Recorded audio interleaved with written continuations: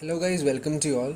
So in this video I'll show you how to link an existing domain into an EC2 instance that we created for WordPress. So let's get started. Let's fire up the AWS console.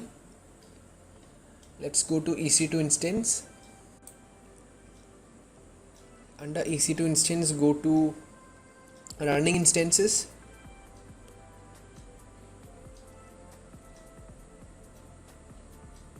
Now just look for the IP, the IPv4 public IP.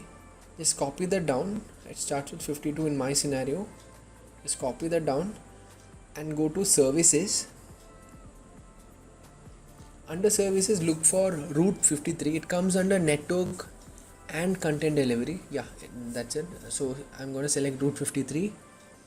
So it will take us to DNS management. Get started now. Click on that. Now we need to create a hosted zone. For this, click on create hosted zone. It didn't come up, so click on create hosted zone again. Now give your domain name inside this domain name column and leave the comment as blank.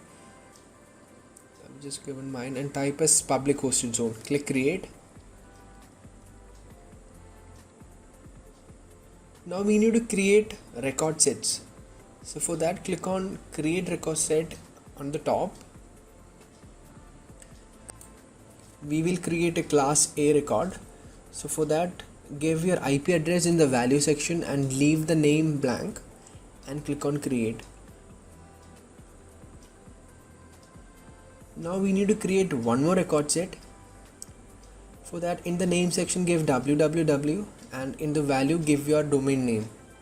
So this is a C name, so give your domain name in the value section.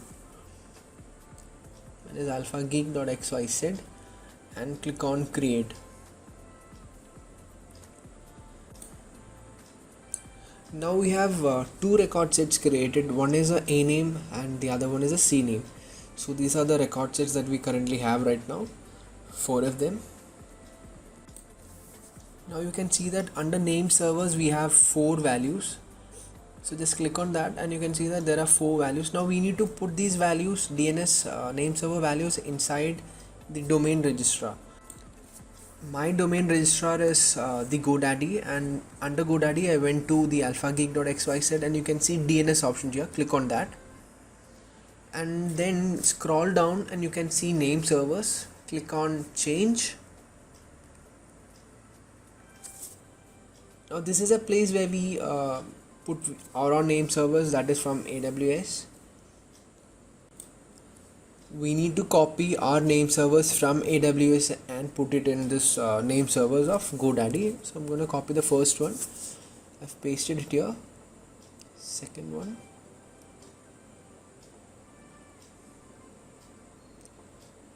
Third one. Add a name server. Third one. I've removed the dot. And the fourth one. Add name server. Always remember to remove the dot from the end. Now click on save. Now let's check if the name servers is updated. Yes, so our name servers is now currently updated in GoDaddy.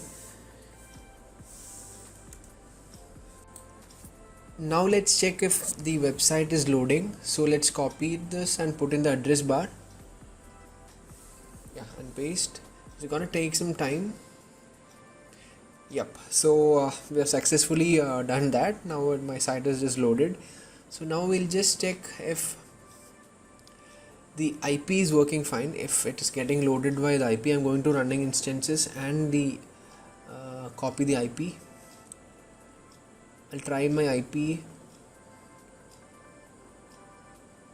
Yep, so even the IP is working fine, so I think it's okay. Now let's see if www, the C name, is working.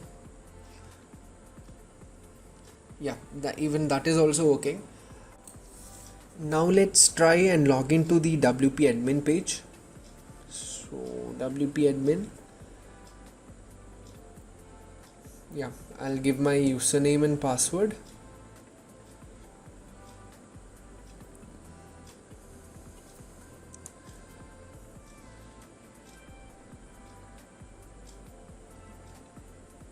So even that is a success. So guys, everything is working fine. The IP, the domain, the C name, the A name, everything is working fine. I'll try to log out.